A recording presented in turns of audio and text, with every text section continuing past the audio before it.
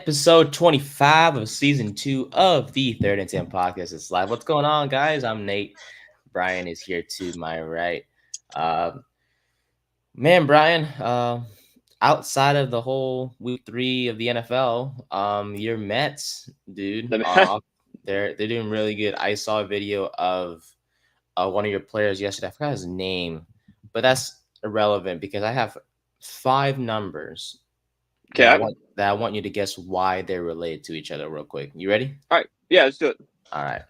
These 5 numbers are 2.85, 2.69, 2.35, 0.36, and 1.69. That's simple. That's the Mets. Those are each individual starters' ERA for the month of September. Pretty much. The 2.85 is the ERA of David Peterson, which I never expect to do that good. Sean Manaea's. He looks great this year. Like, he's always been kind of like a fluky pitcher. We're just like, all right, he looks all right, but like he's given up 5 runs. So like, are we really going to keep trying him out here? But no, hats off to Peterson. He's been maybe one of the bigger surprises and has really locked himself as a fixture in this Mets starting rotation for years to come now. He might be a game 1 starter. It's coming down to that point. Ooh, all right. 2.69 belongs to Sean Manaea. In his last 18 starts, has had a 2.69 ERA. Manaea, another hats off to David Stearns with finding Manaea and Luis Severino and just doing complete, like, this was just like low risk, high reward type guys, and he nailed both of them. Like, he hit a home run with both of them. Like, sometimes you wish you get like, all right, a couple months. No. These guys have been aces for us this year.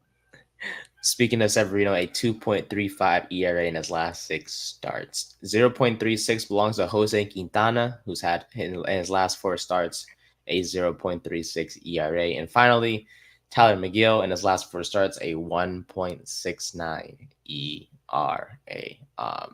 I saw this last night, right before I went to sleep.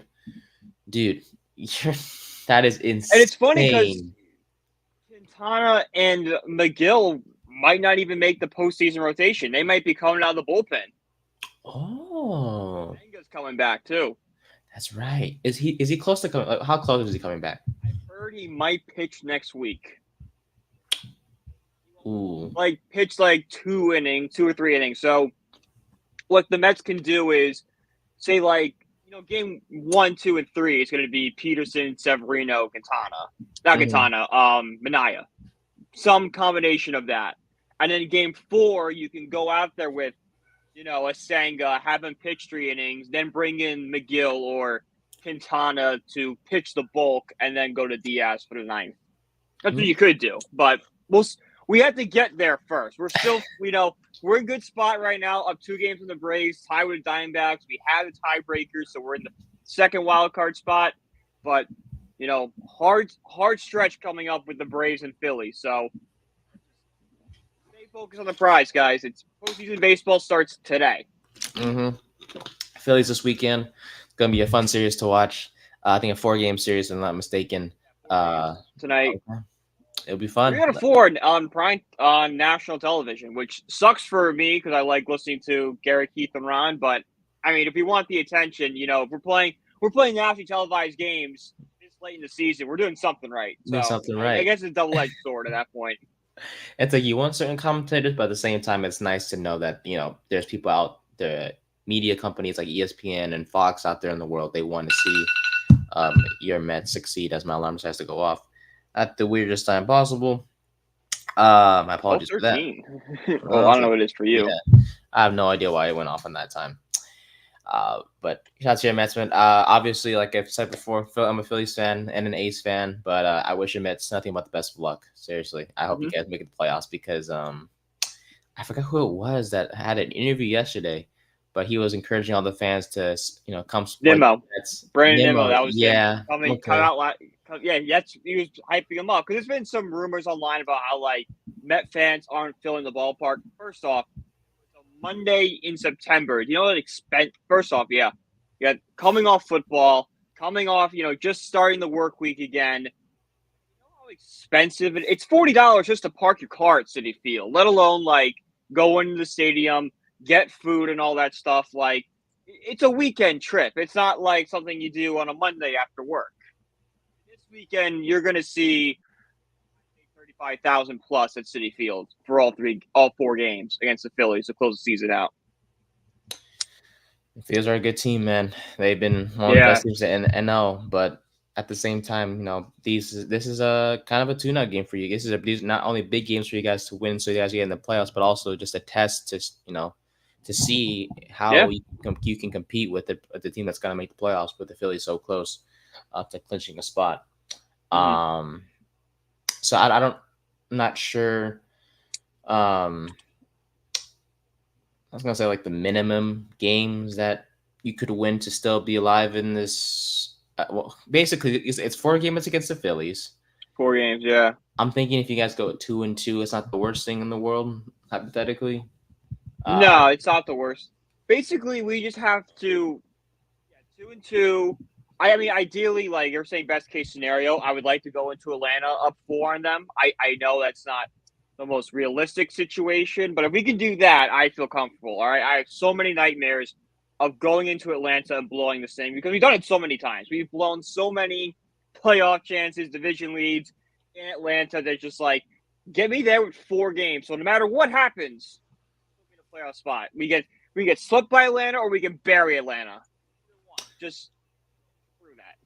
all I'm gonna say is you guys are likely gonna beat us today. We have Taiwan Walker on the mound for the Phillies against Severino, so that should be a win tonight for you guys. But for the weekend, it's gonna be David Peterson on Friday, Shamanai on Saturday, and Tyler McGill on Sunday against Christopher Sanchez, Ranger Suarez, and Zach Wheeler, respectively. The Wheeler one is Sunday's worrying. That one's Wheeler gonna be always fun. shoves it to us, especially being a former Met. It's gonna be a fun game though for sure. That one, I'm gonna look forward to that one. Wheeler Oh has yeah, been outstanding so far this season. Wheeler wasn't a Philly. He'd be one of my favorite pitchers to watch. He was really good. Well, I don't know why you guys let him go, but hey, The ownership before him was pretty cheap, and we just let him go. But the same day he left, we got new ownership, so it's kind of like, it worked out, right? Ownership would have gotten there a year earlier. Wheeler would probably still be in orange and blue right now. Fair enough, my friend. Fair enough. But well, like I said, man, it's gonna be fun to see what happens this weekend, and we'll revisit this when we come back on Tuesday. So meet the Mets, or however the song goes. I'm sorry, I don't know. They There's a started. song. That's Okay, the okay, Mets. good. Yeah. Meet the Mets. Alrighty. So we got some NFL news to discuss real quick. We'll go over Giants and Browns, make our week 3 picks, talk about some Northern football, see if Brian has any other games we should focus on in the college football world, and we'll end it up with a bit of a surprise from Brian. And quick announcement: we had a subscriber comment on our most recent video. He's told us to bring something back. So starting next week, we will be bringing back Wordle. It was a request from one of our subscribers, one of our loyal listeners and supporters. We appreciate him for his support. So next week we'll be bringing back Wordle. That we'll do towards the end of our show. So shout out to him. All right, around the league real quick. Isaiah Pacheco will be missing time with a fractured fibula. The Kansas City Chiefs running back will miss at least 6 weeks with that injury. Brian, how concerning is this? Because that Chiefs running back room, they were banking on Pacheco to have a fully healthy RB1 season, and now they're stuck with Carson Steele, the recently signed Kareem Hunt, and Samaje Perine, who, let's face it, are not to Pacheco's level. So how concerning is this? I mean, it's a little concerning, but when you have a quarterback called Patrick Mahomes, like, how concerned can you really be? Like, it is. There's Patrick Mahomes. He is good enough to win a game by himself. All right, that's I think the one thing we've been wanting from a Giants quarterback is like just do it on your own. Mahomes is the one guy where I feel like you can put him on any team and he'll just elevate the guys around him. Like you put him on the Giants are 2-0. You put him on the Bengals, they're the best team in the freaking league. Like that's what it is. So I'd be concerned, but like Kareem Hunt still has a little bit of a little bit left in the tank. You can get a good running back somewhere on the waiver wire. It's more a fantasy concern than a concern for the Chiefs, if we're being honest. Yeah, it just adds to the number of injuries that fantasy owners have to deal with players Yeah. like Pacheco. So I have it's him in a few leagues, and it's just like it's hmm. scrambling for running backs right now. Because you even look at the waiver wires, and it's just like there's nothing here. This is disgusting. Do you have any faith by any chance in a Carson Steele or Samaje Perine or Kareem Hunt when he's ready to go for the Chiefs? Or I get behind Carson Steele because he's 21 years old. He's a young running back. Like, give him the holes in the opening. He might take off. Like, you can find a good running back anywhere. Just give him the opportunity. The holes will be fine. he he is undrafted, but he made the roster for a reason. So the Chiefs must have saw something in him. Seventh And round pick. yeah. Like, the Chiefs have an act of finding late round running backs and turning them into. Where was Jamal Charles drafted? I'm thinking about it. Jamal Charles was drafted by the Chiefs in What round? Third round pick in 2008. Oh wow. So the Chiefs have an knack of finding these late round running backs and just turning them into stars. Well, Running back because Hunt was a late round pick. mm-hmm. Who's the guy before Hunt, but after Jamal Charles? They have someone, or they go right from Charles to Hunt. Hunt take over for Charles, and then CHE, and then Pacheco kind of took over for Edwards-Helaire. Charles West. West. I don't even know. West. Who the hell's West? There was like some sort of between Jamar Charles and Hunt. It was Charkandrick West and Spencer Ware kind of filled in that 2016. Oh, I remember Spencer Ware. Yeah. The Charkandrick West name sounds familiar, but I don't really remember him. This is like the Alex Smith Chiefs, right? Like the very beginning of Alex Smith's tenure there. Yeah, that is correct. And then Kareem Hunt took over 2018. The big game in New England, the opening night. They played New England and they upset them because Jamal Charles ran all over them. Not Jamal Charles, Kareem Hunt. Yeah. But yeah, once Kareem Hunt kind of dominated a couple of years, and then was Damian Williams, and then Clyde Edwards-Helaire, then Williams, then Pacheco has been that back for the past 3 years, or including this year. But shoot, man, when you lose something like that, they'll be fine though. They'll rely a lot more on the passing game. Oh no, Patrick Mahomes has to throw the football more. Oh no, worst that can happen. It's not like Mahomes is not the best quarterback in the league. Oh no, we're panicking. We've ever seen. Exactly. It's not even like a joke anymore. It's like a legit debate. Brady or Mahomes better? Yeah, pretty much. Alrighty, Tua Tagovailoa placed on the injured reserve list. We saw that head injury. That was not pretty. And the Dolphins will take the safe route and let him rest for as long as necessary, at least for the next four games. The team signed Tyler Huntley to the practice squad. He and Skylar Thompson will be the two quarterbacks. As in terms of who would start on Sunday versus Seattle, there is no word on that whatsoever. So, Brian, who do you think should start? Does it matter anyways? Does that affect the Dolphins' chances of winning these next four games at all? No, but the Dolphins are in some. I don't want to say they're in trouble right now, but they looked flat with Tua out there, and the offense just didn't have the same spark as it did last year. And now losing Tua, such a key part of that. This Dolphins team is going to be it's going to be a long season for the Dolphins. Really struggling, which sucks. I think we both had them as division winners this time around. I mean, I'll admit it right now. The Buffalo Bills, I was dead wrong about the Buffalo Bills. They look incredible. Josh Allen truly showing he is a top 5 quarterback, maybe top 3 without question. Yeah, Allen is playing like an MVP, but at the same time, obviously big concerns about Tua. We don't even know if he'll be back this season at all. Is if he's going to play football again. I don't care if he plays this. It could be not this year. When is he ever going to sit back on that field again? Because I know he has no plans of retiring and stuff, but when it's your third concussion and it's again with a flinching motion or Remember he's like throwing up the hand signs when he got hit that first time. You saw it again with his left arm. Like, it's scary. Like, a doctor's gonna get in his ear and be like, "Dude, you can't keep doing this." Mm-hmm. Like, I remember the Giants wanted to sign Wes Welker 2018, like right when he got cut from the Rams, and it was like, yeah, we can sign Wes Welker, but he's had 4 concussions. He gets one more, he might die. Yeah. I think like we talked about before, for his own safe and his own safety, he just needs to just let go of the game of football. And I know how hard that may be. Easier said than done, but at least he signed a big contract. He does have the generational wealth. So like at this point, it's just playing for love of the game, and you can find that. And I know it's different, but like he can go back and be a coach. Say he wants to go back to Hawaii where he's from and be a coach out there. Say he wants to stay in Miami area. You don't think they bring him on as like, a member of the staff?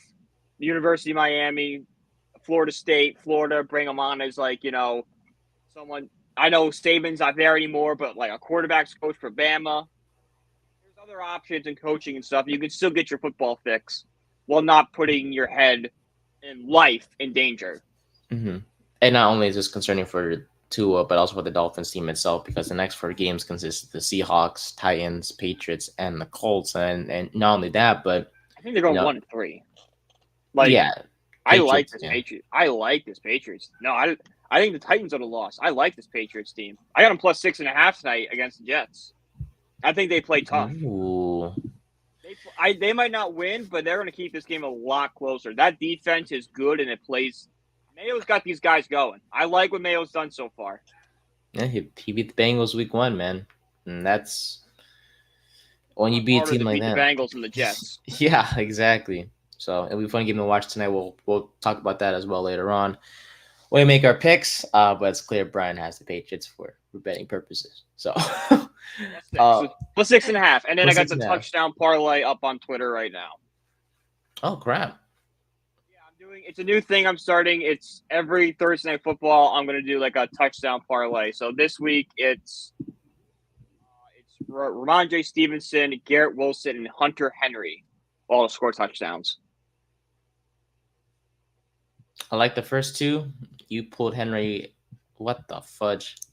I like the odds. I picked him in fantasy. He's always a red zone target for the Patriots. I can see a world where he's scoring that touchdown. All right. If we get that, then we're going to be sitting pretty. Yeah, because if Ramondre and Garrett are more than likely to score. So if Henry can get like a touchdown some way somehow, it'll be just fine. If Henry gets 1 reception, as long as it's a 1-yard touchdown, I don't care. As long as it says Hunter Henry touchdown, you chilling. I need money. I need money this week. Let's go. Big weekend of college football. Amen, baby. Amen. And then finally, the Carolina Panthers announced they will not trade Bryce Young. So he will get another chance, possibly. Yeah, he might get another chance, but like I said last week or a couple of days ago, it's going to be a waiting game. Like, all right, you put him back out there, but his confidence blown the hell. He's like, all right, sure, I can score a touchdown, but if I misread a defense or throw an interception, like how quick is the leash I'm going to have on me? He's going to be playing so conservative because he doesn't want to mess up. Because he can be taken out at any time. And that's exactly. That's why you almost needed the fresh start. Like, okay, like we traded for you. We have confidence in you. You might not start right away, but when we put you out there, you're not going to have a short trust you. We went out and got you. Mm-hmm. And there's a video of him. A fan asked him to sign something, and he said yes. He went up to the fan to help sign his whatever memorabilia or whatever. But you could tell just the way his face looked, his body language. He didn't look good whatsoever. He looked just sad, and his dream is taken away from him. The first overall pick, he dreamt of being a starting quarterback his entire life, and then in the season, in 20 games, it was ripped away. Yeah, because the team doesn't want to be patient, and that's the thing. Yeah. So yeah, it's screw you, Carolina. Low-key, I know Andy Dalton's gonna start this weekend, but I hope they figure out that Dalton isn't the answer either, and that it's this team around. I can tell you right now, Dalton's any NFL fan can tell you right now, Andy Dalton's not the answer. Love Andy Dalton to death. Great quarterback, like a big a big nostalgia quarterback for me, but I don't want him starting a game for me in 2024. 2014, different story. 2024, yeah. I would say if I'm Bryce Young, like internally, if Dalton doesn't play well, I'd just like laugh inside, like start laughing inside, because just like, Mhm. yeah, this is what happens when you bench It's not me. my fault. It's not my Yeah, fault anymore. it's a team around me. If Andy No, Dalton plays well, it's like, oh, well, was this Bryce Young's fault? Which, no, the Panthers are just so mismanaged and dysfunctional that it's them. But Young would be pretty nice to get a little not revenge, but be like, all right, boom, like this is karma. exactly. All right. The Giants. We're 0-2, boys. Um, we could sit here and just be like it's a loss for the Giants, but we do have a chance somewhat because the Browns don't look like the best team. Let's face it, 11-6 last year. They added a few additions this offseason. James Winston, Naheem Hines, Jerry Judy was the most notable name. Jordan Hicks, Devin Bush at linebackers. Uh, Defensive tackle Michael Hall and guard Zach Zinter were their two notable draft picks from this past year. They lost a few guys though: Joe Flacco, Kareem Hunt, who's in Kansas City, Harrison Bryant, the tight end, Shelby Harris, defensive tackle, a linebacker Anthony Walker, Sione Takitaki, and safety Deron Harmon. But that's last year, so let's focus on this year. So far they're off to a 1-1 start. They beat Jacksonville last week, but they lost their home opener in week 1 to the Dallas Cowboys, 33-17, which the offense could not get anything going under Deshaun. Defense could not stop the Cowboys' offense whatsoever. Uh, Speaking of Deshaun, by the way, 46 of 79 to start the year, 355 yards passing, one touchdown compared to two interceptions. He's thrown for about 177 yards per game. Jerome Ford has been the lead back for the Cleveland Browns with Nick Chubb out for quite a while. 18 Yeah, I carries. saw mid-season today, potentially, Eesh. I which have sucks him. because yeah, because we did fantasy stuff. I remember everyone's like, he's only gonna miss 4 games. You're fine. Put him on your bench. Now it's like, oh, okay, well, I draft him in a league where there's no IR spot, so he's just kind of a black hole right now. And I'm not going to drop him because I know 3 people that's going to jump right on him. Not our league, right? Money league I'm in with some Okay, friends of mine. I was gonna say. I know. I was like, our league we have 2 IR spots, Yeah, but no, this is a different league. A different league. yeah, but Jerome Ford has been taking over the RB1 spot. Hasn't looked the greatest, but he leads the team with 18 carries, 108 yards, and a touchdown. Jerry Judy has led all receivers with eight catches, 98 yards, and one touchdown. Yes, you heard that right. He is the leading receiver. No receiver on the Browns has more than 100 yards to start the year for Cleveland. And then Jeremiah Owusu-Koramoah leads the team in tackles.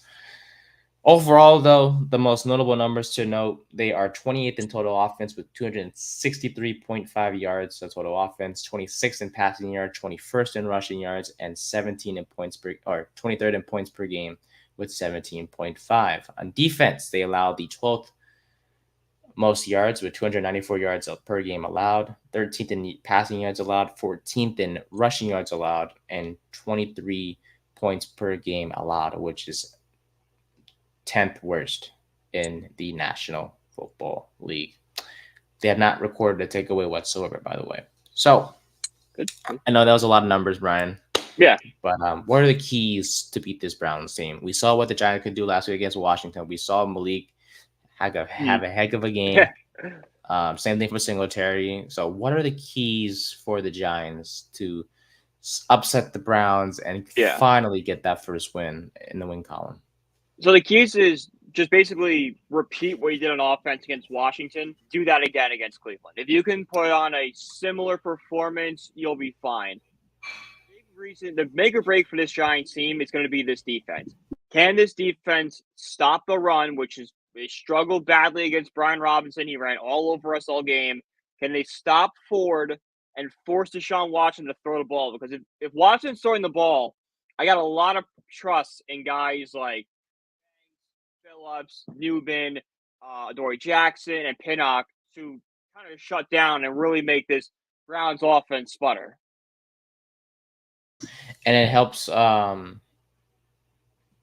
for the Giants defense, David Njoku is set to miss his second straight game, so that kind of takes away another weapon from Cleveland. Amari Cooper though, Judy, pretty much. yeah, Cooper and Judy, but we have Deontay Banks, and Deontay Banks Yeah. has been great. Adore, we'll see how much playing time he gets.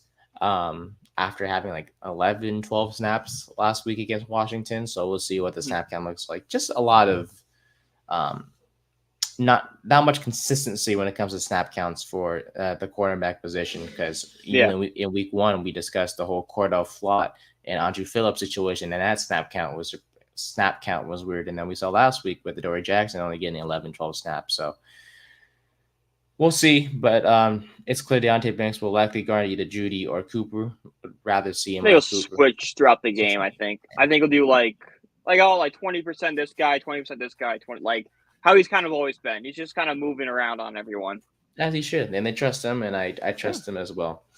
Um, yeah, offensive. Yeah, it's pretty simple. Offensively wise, I don't want Malik to get 18 to. Oh, I take that back. I do want. Yeah. I don't want it to be a trend where Malik Neighbors is getting 18 targets and everyone else is getting like 4. But as long as It's he's gonna bite you leading at one point. as long as he's leading the team in targets, I'm perfectly fine with that. 10 or 9. That's where I would kind of want him target wise. 10 or 9 targets. Spread it around. Yeah. Yeah, you have other weapons, Jones. You have Hyatt, and well, I take that Like back. you say, Wandale. Yeah, Wandale. Wandale, and you have Slayton, and if Hyatt gets playing time, Johnson. yeah, Theo Johnson I don't hasn't think been we've seen him at involved. all. No. Him or Bellinger have not been much involved in this offense. No. Which is interesting. So we'll see what's coming out of that. But I think this week, it was just like, all right, the neighbors are comfortable with each other. We're definitely going to go that a lot. But let's spread it out. Let's see what we got. Let's see what Wandale. Maybe we'll see Hyatt in this game a little bit more with the Browns not having the greatest offensive passing defense. Maybe we'll see more deep shots from Jones and Hyatt's the guy. Yeah, Maybe. Yeah, we'll see. For Jones, like I said, if this will be definitely a good game to just sling it, man. I know this Browns defense is 13th in passing yards allowed, but at the same time, we saw what happened when you could target Malik, and he was over 4 on deep balls last week. Jones was against Washington, but at the same time, he is capable of throwing that deep ball. And if anyone is the best deep threat, it's Malik Neighbors and it's Hyatt. So we'll see if New York decides to put Hyatt in there for those deep plays, and we'll see if Jones can get him the football. Devin Singletary, though, had a great rushing game last week against Washington. This Browns rushing defense is pretty average as well. I would like to see more carries for Eric Gray and Tyrone Tracy for sure. Yeah, I want to get the committee more involved. Like I know Singletary's look great, but like he is an older running back. He's gonna run out of gas at some point. Like we've seen it with Saquon Barkley run out of gas halfway during the year with constant use. Singletary had the same stat line as Saquon Barkley this week, but we all know he's not as talented as Saquon. So we definitely want to lessen the hits for him and get him a little time off his feet, bringing the young guys. But yeah, I mean, this Browns. I should mention this Browns injury report is rough. Obviously, there's no determination as to who will play, who will not play, because as we're recording this on a Thursday, this is the latest injury report we have. But just some notable names: Myles Garrett did not practice yesterday with a foot injury. David Njoku did not practice with the ankle injury. He's going to be missing the game on Sunday, so he's out. Denzel Ward has shoulder injury. He was limited in practice. Offensive tackles Jack Conklin and Jedrick Wills both dealing with knee injuries. Both starters for this Browns offense. They were limited on Wednesday. So we'll see. It's just, dude, the Browns injury report, there are a lot of names. Like I'm talking 8, 12, 16 guys on the report, whereas our Giants have just 4 guys on the injury report: Nick McLeod, Darius Muasu, Isaiah Simmons, and Kayvon Thibodeau, respectively. All except McLeod practice on Wednesday, so we'll see what happens. But yeah, I think it's simple. Oh, actually, defensively, I know we talked a little bit about Deontay Banks, but also Deshaun Watson has looked like crap. And I know if there's Yeah, any game that he can bounce back and show what he can do, it's this game against the Giants defense. But he looks like crap, and I don't want this to be the game where he just goes off because we can stop him. He is not the top 10 quarterback that he used to be. Deshaun is. He's not. no, And no, so we can stop him. Uh, Banks and Jackson on Judy and Cooper. Definitely a lot of confidence in that. Jerome Ford is not an RB1. Combine it all together. This is a winnable game. It's just a matter of executing. We have a kicker now in Greg Joseph. Speaking of which, why do we always sign kickers who hit I like I, I don't know. I don't get it at all. as if you guys don't know, back in 2022, when we played the Vikings in week 14 or 15, Joseph hit like a 60 something yarder to ruin that game because where the game was Jones and Hodgins had they were like connecting a lot. It was in Minnesota, and yeah, it came down to like the final seconds, and Greg Joseph hit like a 61 yarder. That game was so. Oh, we signed Graham Gano before, who hit a game-winning field goal against us when he was with Carolina, and now we signed another kicker who hit a game winner before against us, and that is Greg Joseph. So we'll see what happens there. So hope for our Giants to win. Hope we get in the win column, and we shall see. All right, move on. Notre Dame. Notre Dame. The last time we were in the Back at situation, home.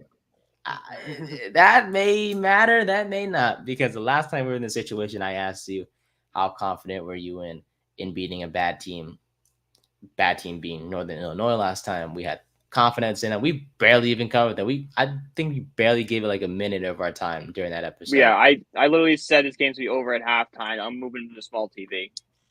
Yeah, well, it was on the big Instead, TV, I I'm sure. sweated the entire thing out and ruined my night. Well, you guys are facing Miami, Ohio, who is not the best team in the world. Your confidence in Notre Dame. What are the keys to the game to beat Miami, Ohio? Because I'm gonna give the confidence level out of 100. I'm gonna do like a 70. Like we should win. It's a home game.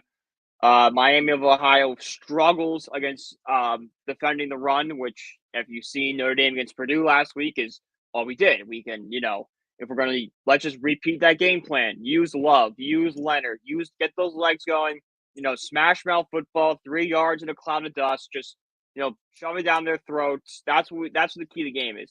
That's to be the offensive identity for this game, all right? That's going to give Miami of Ohio problems.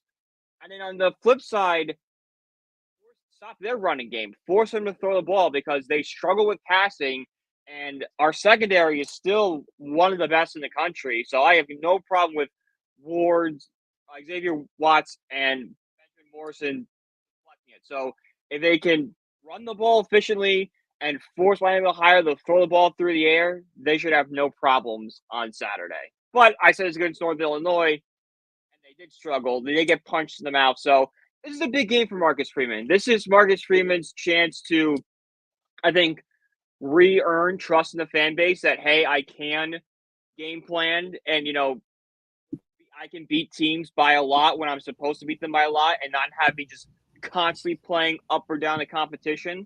Like, that's, to me, a sign of a bad coach is when you're constantly, like, up and down, like, oh, they played really good against good teams, but bad against the bad teams.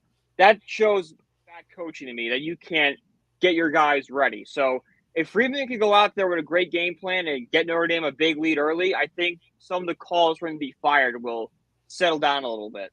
Mm-hmm. Yeah, for Miami, Ohio, the Red Hawks offensively, they've been trash. 6 points against Northwestern and 16 points against Cincinnati. That's 11 points per game average. That's the second lowest in the entire country. If Gabbert rings a bell, that's because he is the son of Blaine Gabbert. Brett Gabbert is the quarterback for Miami, Ohio.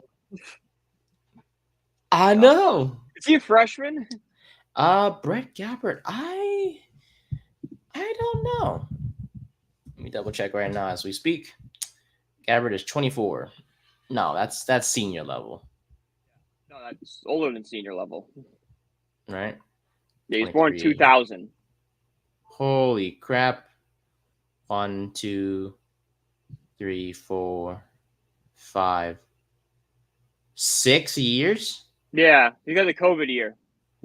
Oh, damn, he's old. He's like probably got redshirted, and then with the COVID year, got the extra year. Mm. Well, you guys have I should say, top 25. My goodness, passing defense in the country, allowing 140 yards per game through the air so far. So I feel like you guys should The limit. word should. That's on the coaching. Can they put the game staff together? Because if they struggle again, the calls for change on this coaching staff is going to be even higher. And like, if they lose again, someone needs to lose their job. But if they're in a dogfight, someone might have to lose their job as well. Because like there needs to be some accountability on this team. Mm-hmm. And then one more thing, I'll bring up the rushing attack for you guys. You guys ran for 362 yards and 6 touchdowns against the Boilermakers last week. Do that again. Do it again. Yeah, Jeremiah Love or Leonard, one or the other, or both. Both. I will say that how big was it losing Ashton Craig and Billy Shrout? I'm not, like I said, I don't know much about Notre Dame, but I did hear about those two offensive linemen who went down in last week's game. How big is it for the Irish to lose those two guys? Because Craig's out for the year with a knee injury, and Shrout is going to miss, I think, a few weeks with the right ankle injury. It is big because the offensive line was pretty inexperienced even before these guys got hurt. So to lose guys like that, to bring in even younger, more inexperienced guys, the O line's going to struggle. It's going to be a problem. And thankfully we're playing a easier opponent in Miami of Ohio, so you might not see the pass rushing and the run game get stopped as much. But when you get to the bigger games, it's like Louisville and USC in a few months. Like that's when the offensive line, youth is going to be a major concern. Okay. All right. Predictions, if you could. Score predictions, if you have one by any chance. I'll go 42-10. Okay. We'll see. Hopefully we'll be back here and on Tuesday, and your Irish have another win on the board, and then the tough part of the schedule starts. Then the tough starts. I think Louisville's coming in. If not, we're very close to the Louisville game. Yeah. You guys are Miami and Ohio is like your last. The tune-up, yeah. Last tune-up game. Yeah, then number 19 Louisville comes in next week. Great. Right. Yay. All right. Is there any other college football games you think we should keep an eye on this week, Brian? Yeah, we actually have a pretty good slate of college games this week. Starting tomorrow night, if you need something to do on Friday, you got 22 Nebraska versus 24 Illinois. Should be a shootout. Nebraska is a really fun team. Matt Rule is bringing Nebraska back, so good for him. I like what he's doing there. I think it's going to be a really, really fun game to watch. There's a few others. 3:30 on CBS, USC versus Michigan. A real test for both these teams. We're going to see how good these teams really are because we know USC had the big win against LSU, but that's against Brian Kelly in big games. Not exactly a hard opponent. They'll be going into the big house with a Michigan team which has struggled up to this point. So we're going to see how, is USC really this good or is Michigan actually not as bad as we think they are? And then if you're not into that, 4 p.m. is Utah and Oklahoma State, two Big 12 teams. Should be some offensive firepower. And then finally, to wrap the night up, it's Tennessee and Oklahoma. The 6th versus the 15th. It's Oklahoma's first game in the SEC. Oklahoma, they're 3-0, but haven't looked great this year. And Tennessee just looks like an absolute wagon. So this is a real, gut check game for Tennessee. If Tennessee can go into a very hostile Oklahoma environment and pull out a big win, because they're 7-point favorites right now. So if they can win by double digits, they will have legit claim of a top 5 team, and Nico will have legit Heisman consideration. Okay. Well, there's a game today, but it's South Alabama versus Appalachian State, so not the most fun matchup. Yeah, if you're watching that as a Thursday night football, you're just either like a diehard college football fan who just hates the NFL or a degenerate gambler. Or just mentally insane. One or the other. One of the three. One or the other, yeah. I mean, unless you have multiple TVs. Multiple TVs saves you. But like if you have one TV and you're just picking to watch South Alabama and Appalachian State and you're not like an alum, Even if you have multiple TVs, I'd rather put Thursday night football, Mets on one of the. yeah, I always want 7. I want the big one in the middle, then 3 on the sides. 1 to 3 on the 3 on one side, 3 on the other side. So small TVs, 1 giant one. One of the 6 small ones. I feel like we'll have to put the Something. Appalachian State game on. Yeah, it's just like, all right, we're filling space somehow. All right, boom, sports. Fair enough. This or cricket, guys. Oh yeah, no, you got a point. You got a point. Who, man, I could not sit through a cricket match. I don't understand just sheesh about that. I'm not gonna lie to you. Alrighty, buddy. We 3 picks, and then we have your surprise that we'll get to. Yay! All right, fun. All right, real quick. Patriots, Jets tonight. You said you have the Patriots +6. +6.5. Jets might win the game, but it's going to be close. Okay. Yeah, give me Jets, baby. To beat the Pats. Jets offense should hopefully this is a game they could, have a breakout game, man. I mean, 2 weeks of just by mediocrity. It's been rough. Under 200 yards for Rodgers in the first 2 games, so hopefully we'll see more from him. Giants and Browns. Browns. Unfortunately. Yeah, and this is in Cleveland. Yeah. I'm gonna go Cleveland for this one too, man. Hope that sucks. Fudge. All right, Packers and Tennessee. I'm gonna go with the Titans in this one. Yeah.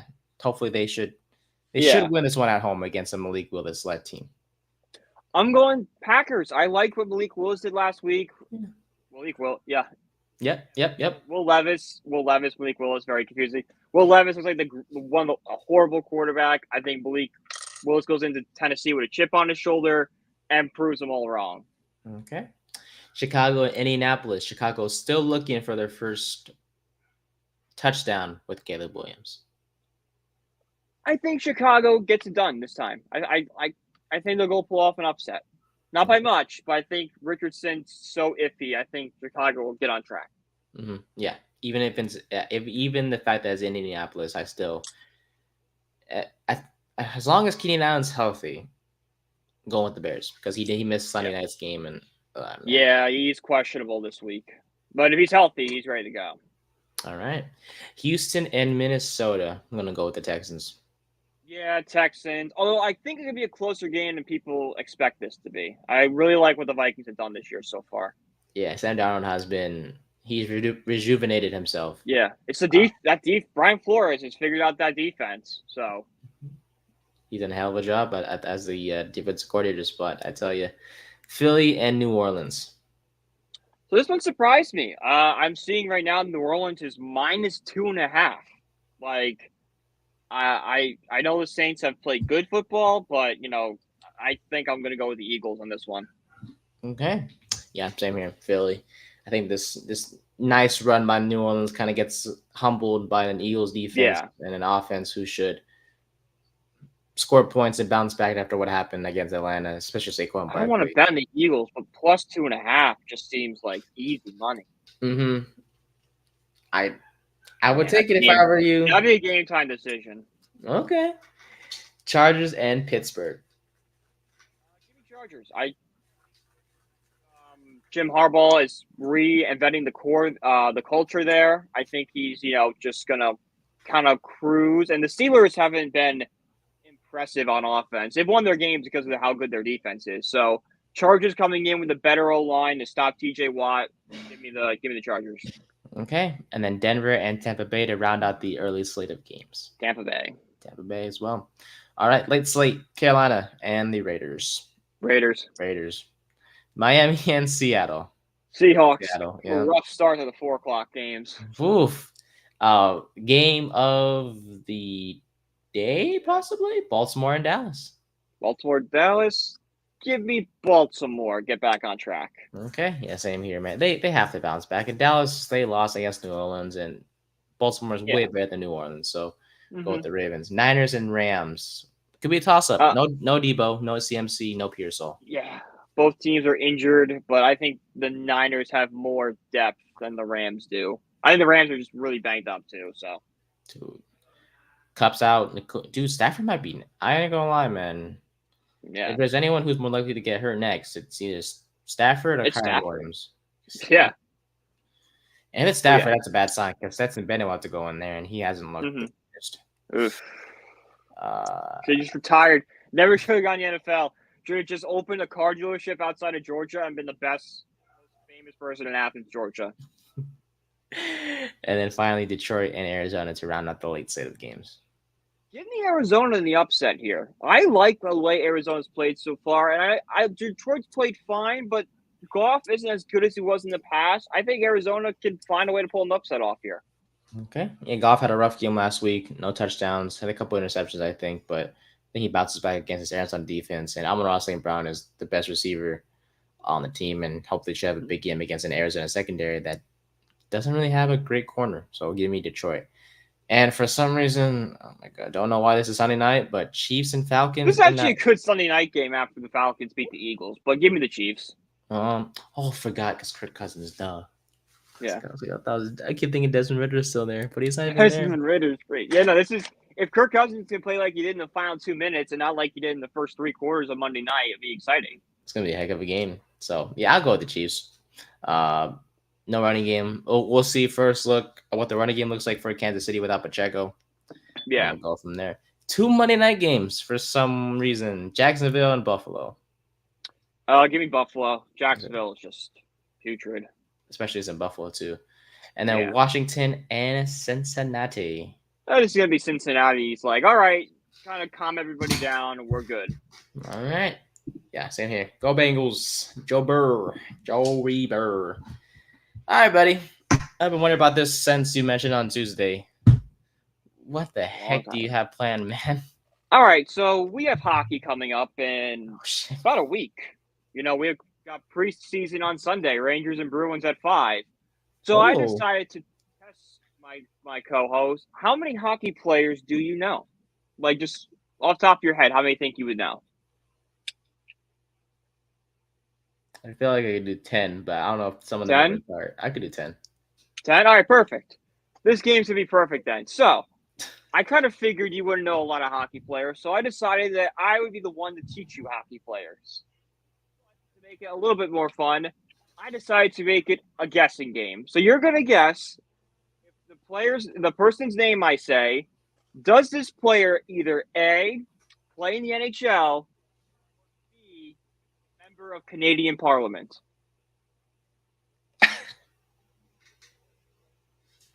F it. We ball. Let's.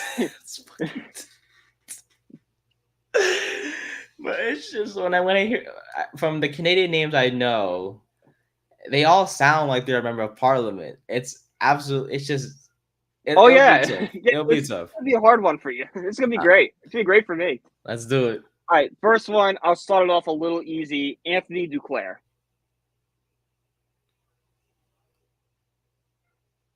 Oh shit.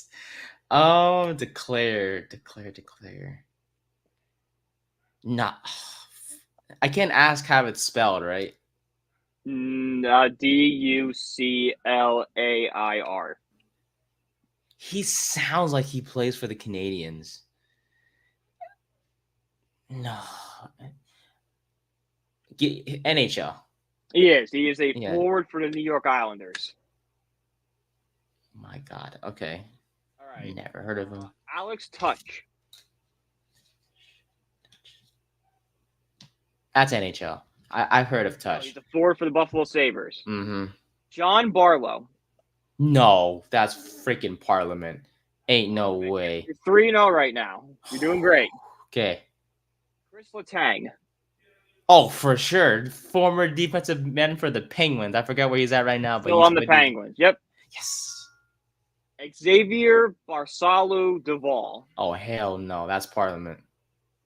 Yep. Cody Bowles.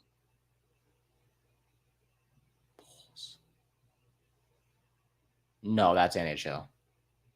Parliament. He's a What? member of Canadian Parliament. Cody Bowles. I have no idea what he does, but he's a member of Parliament. So you're still doing good. You got 1, 3, 4, 5. You got 5. You're halfway there. Okay. 5 out of 6 so far. Bet. It's done. Vince Dunn. No, it seems like a regular Canadian name, but I'm sure he's in the NHL. He's in the NHL. He's a defenseman for the Seattle Kraken. Oh, okay. Frank Captu. No, that's freaking Parliament, bro. Dude named Frank. Yep. Mark Edward Velasky. Mark Edward Velasky. It's a long name. Probably plays for them. Mark Edward Velasky. No, that seems like Parliament. I'll go with Parliament. It's not a hockey player. He is a defenseman for the San Jose Sharks. I know. Well, he ain't no damn starter. And finally, Stephen Ellis. That's Parliament. Yep. So you did pretty good. You were pretty good. I think you got like 6 out of 10. That's pretty good. That's why I know my hockey. No, I don't. But Mark Everlasky, San Jose. He's not a starter, right? I could be saying his name wrong. It's Edouard. But he's not a starter, right? I'm gonna guess he's like a third line guy, third pairing defenseman. Okay, that's what I don't get. So, bonus question that I have for you: What is the first and second and third? Okay, so pull up a hockey roster right now on the screen. It's easier to display it. Bet. Can it be any roster? Any roster, yeah. As long as it's broken up by offense, defense, and goalies. Okay, bet. Daily face-off, they'll have a good one for you there. Daily face-off will go on any team. They'll bring you. Okay, bet. Let's go with the Penguins. First time I've watched. Okay, let me pull that up. For those on YouTube, you can see it. For those on Spotify, just bear with us. All right, here we go. All right, so what do you have here are forward lines. So you got the first line on top, Crosby, Rust, and Blur. That's your first line. That's the line. It's probably going to get the most minutes a night. That's your best players. Everyone going on that line. Similarly, second line, more offensive based. Malkin, Kevin Hayes, Raquel. Again, a very offensive line. Again, that's your second line. So first line comes off after like a minute and a half. Second line goes out there. Okay. Second line comes in. Third line goes out there. Now, normally, your third line is the best of your bottom 6. So you have your top 6, which is like your 6 best forwards. Your bottom 6 are more defensive-minded guys, some scorers, but you have more grit and more fighting in the bottom 2 pairings. So that's, your third and your fourth line. So your Ehlers, your O'Connor, that's a fourth line forward. So then you go to defensive pairings. So pairings is defense. So you have 3 forwards and you have 2 defensemen. So it's a pairing. So similar to forwards. Your best pairing is your top pairing. That'd be Chris Letang and Matt Krasinski with Penguins. Then it goes down. Your second best pairing is Carlson and Graves. Your third best pairing is Aho and Marcus Peterson. Okay. And it's just constantly switching. It's like substitutions in football, only it's constant. But it's like, even though you may be a second or third string in football, you don't get much playing time. In hockey, to be a second or third string isn't the worst thing in the world because you are getting playing time in a way. A first line forward's probably gonna get 16, 17 minutes of ice time a night. A second liner is probably gonna get 15. A third liner is gonna get 12, and a fourth liner is gonna get 9. Okay, gotcha. You said there's your first line about 16 minutes, so I guess they're going to play a quarter, a period of hockey in total is what they're expected to play. So is it extreme if a player plays 20 minutes a night? Is it? Not extreme like we've seen it before, especially defensemen. Defensemen play a lot more Okay. than do. But yeah, no, it wouldn't be crazy. Like I don't know how many minutes Connor McDavid averaged this year. David minutes per game. I know he played. Connor McDavid averaged about 21 minutes a game this season. So that's 1 period and a minute into one period and a minute more. Minute more than a period to play. Okay. Yeah. For this year, growing up, the first team I watched was the Penguins. I don't follow hockey as much, but I will say the Rangers were fun to watch last year. So, yep. I love I can say I love Crosby because he's the only player I know, like mostly know. But maybe I'll be rooting for the Rangers this year because I mean they are in New York, so why not keep with the theme of New York? So why not? Well, that was a hell of a game. Good job, Brian. Appreciate you, bro. That was a tough Thank one. you. That was very creative, I would say as well. We'll figure out some more stupid stuff like that to do. Naming it's just this or that. I love it, my guy. Good stuff. But that'll do it for the 25th episode of season 2 of the Third and 10 podcast. We'll be back with you next Tuesday. Hopefully by then the Giants win on Sunday and keep us from having a hangover or depression. I'll be hungover regardless, so I'll be depressed if we lose. And then Notre Dame as well. Hopefully they get the win on Saturday. Hopefully it should be an easy college football. Can you just let me enjoy Saturday? All right, I got friends coming up from college. Like, let me just enjoy what's going on. Let me not think about the Irish. Let me just say, okay, Miami, Ohio. It's done by the second quarter, please. Yeah, it's like let me sweat my parlay in peace. Plus, let me watch my Mets. Let me worry about my bets. All right, let me not worry about you playing Miami. Oh, don't lose to another MAC team. Northern Illinois, keep winning because if you finish ranked, it doesn't look as bad. Yeah. Bonus topic. Did you hear about Marshall's head coach? Because they play Ohio State on Saturday. Marshall. Oh, I missed this. What's going on with him? So the head coach is like, he was funny. He was being like lighthearted and stuff when he's talking about Ohio State. He talked about how they're a good team, and he was like, for you Ohio State players, we would love to have some of you guys over here. If you guys come here, we have a all you can eat biscuit buffet. What we promise to give you, biscuits, all you can eat.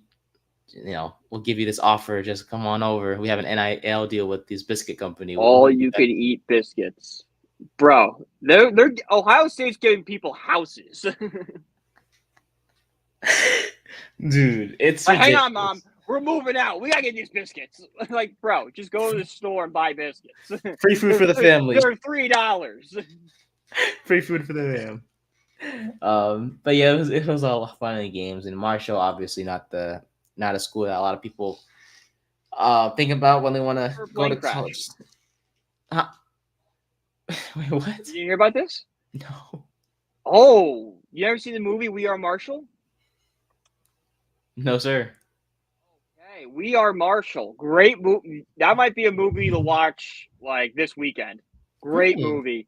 So in 1970, there was a plane crash that killed 37 members of the Marshall football team, including 8 members of the coaching staff and 25 boosters.